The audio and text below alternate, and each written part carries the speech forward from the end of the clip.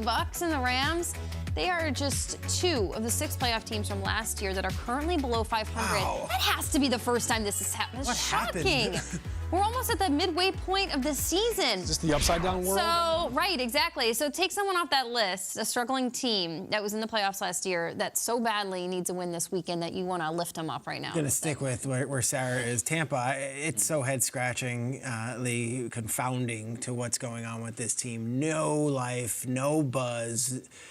And you look at the team, and it's a bunch of veteran guys, and many of them have won a Super Bowl. So it's not like, hey, and it could fall off a cliff fast. You lose to the Rams this week, now you're talking about your 6th loss in 7 weeks. And then you're talking about having to pack up the bags and go on this NFL ambassador trip to Germany where you're the face of the NFL. You think those guys want to make that trip after losing another game? No, they want to be in their own beds, comfortable, and they can get really ugly really fast. I said it last week when we came on the show on a Friday morning, and I don't do this often, and I was like, I think there needs to be a major change in Tampa. I didn't call for the firing of a head coach. I didn't call for the release of a player, but I said something is likely going to happen because I've been covering this league too long, and to watch a game like that, the loss to the Ravens, and just say, yeah, we're good with what we got, let's go. And Byron Leftwich is still employed. Todd Bowles is still employed. All those players are still there. What happened was a former player, Warren Sapp, came out, and Warren Sapp's voice matters in Tampa, and he called out that defense, and he called out Devin White, and he said, you're loafing. This is a guy, Devin White, who was a Super Bowl champion, was one of the best players on that team, was a top 5 pick, and then Devin White didn't want to go back and forth in the media, so he didn't talk to the media. This thing is starting to mushroom right now. You lose to this Rams team at home, and the Boo Birds are coming, and you've got Nance and Romo on the call, and the whole country being forced to sit through this. And then you got to get on a plane and fly to Munich.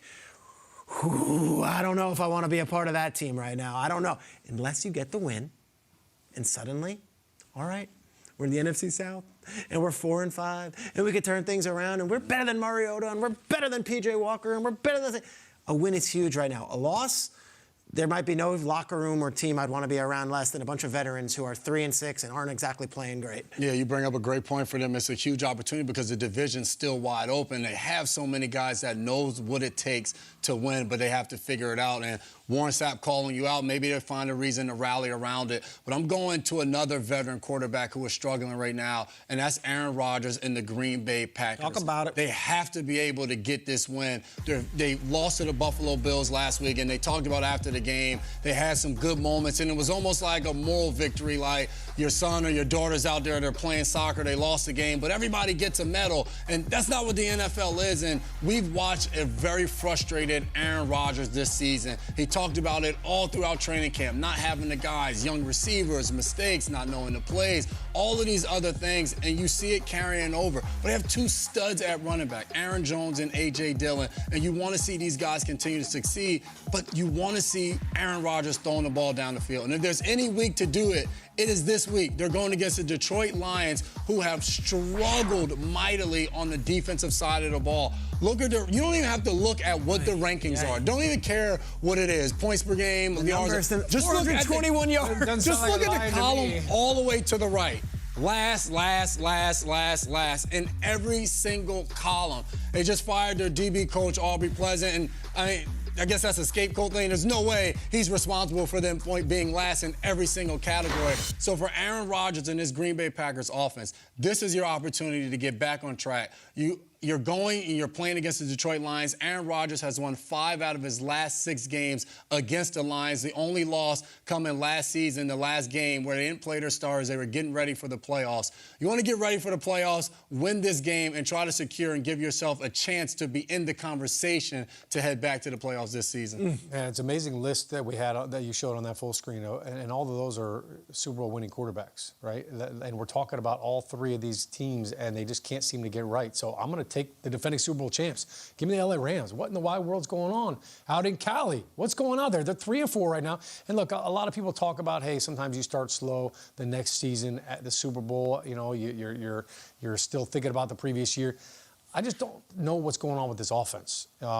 I know Cooper Kupp is having another phenomenal year, but I feel like Matt Stafford, enough with the interceptions already. Like last year, I think he got a pass for some of the interceptions. A new year, new offense to learn some things, but this offense, you need that explosive game, that breakout game, and this would be the best time to have it. You're going to get an opportunity. We're in November already. Yeah, we're in November already, and Stafford has got 3 touchdown passes in his last 5 games, right? So, that's just not what we're used to seeing with this offense, and it can't always be Cooper Kupp. Somebody else has got to step up, but I need Stafford to play better. You go back to that game the last time they played each other, as Sarah Walsh mentioned, the divisional round down in Tampa. They needed a big play. For the love of the game. You know what? That was the name of the play. That's now what we want to see you. That's how we want to see you play the game. For the love of the game. Let's see the passion. Let's see the fireworks. Let's see some offensive production from Stafford in this Rams offense. Couldn't come at a better time against the Bucs. For the love of all things good and pure, what is going on with the Las Vegas Raiders right now? My goodness. I mean, every team on this list that we just talked about, I think that they have played more to their potential. They're struggling, but no one is struggling as bad as the Raiders are right now. They come off a bye 2 weeks ago. They beat the Texans, and it feels like, okay, obviously you took your 10 days. You got a couple things right. Let's go. Texans, and then let's go to Saints.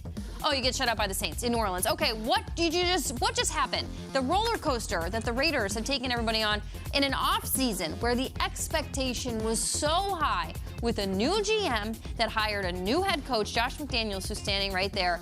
And Dave Ziegler came out this week and said, there's no one I have more confidence in right now than Josh McDaniels, the way he has handled himself professionally at 2-5. It really tests your leadership and whatnot.